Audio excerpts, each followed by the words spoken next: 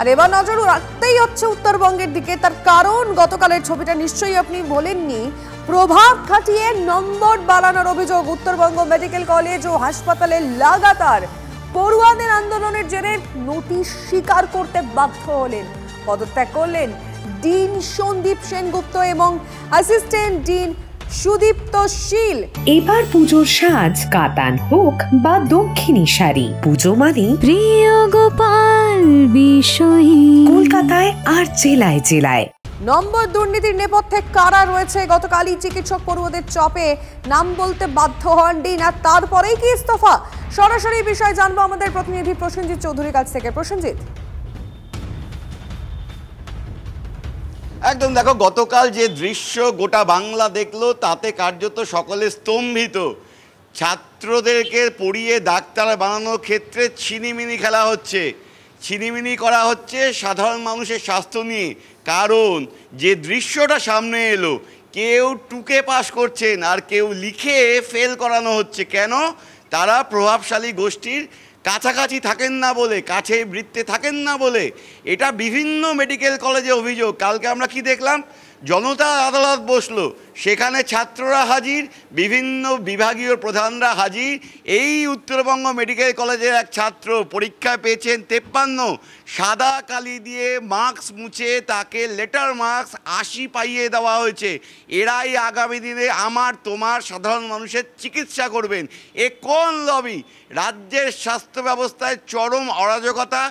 গ্রামের মানুষ, শহরের মানুষ যারা ডাক্তারদের ভগবান মনে করেন, তাদের কাছে মানুষ চিকিৎসা করতে যাবেন, সেইখানে গিয়ে এই মানুষের স্বাস্থ্য নিয়ে কার্যত ছিনিমিনি খেলার এই যে চক্র, সেই চক্র এখন দিনের আলোর মতো পরিষ্কার। শুধু উত্তরবঙ্গ মেডিকেল কলেজ নয়, শুধু আরজিকর নয়, বিভিন্ন মেডিকেল কলেজে কিন্তু এই প্রশ্নটা এখন দিনের আলোর মতো স্পষ্ট।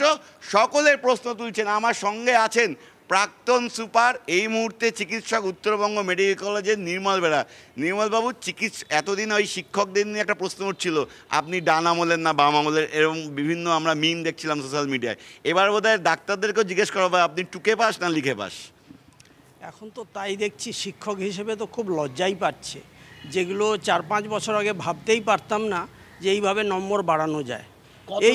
কতটা ক্ষমতাবান এই লবি যে এই ঘটনা ঘটছে শিক্ষকতায়, চিকিৎসায়?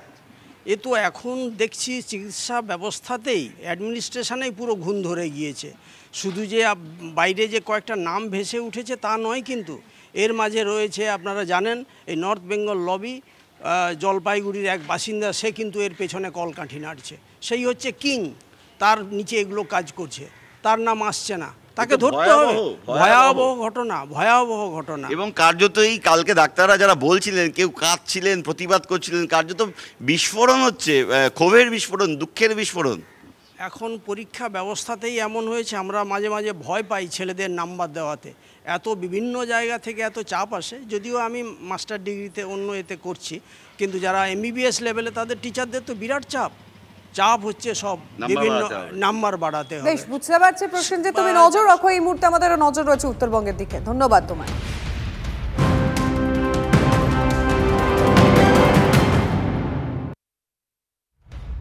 করম পুজোয় সরকারি ছুটি, বিজ্ঞপ্তি জারি নবান্নের। এবং 14ই সেপ্টেম্বর এই করম পুজো রয়েছে, সেই কারণে ছুটি ঘোষণা করলো।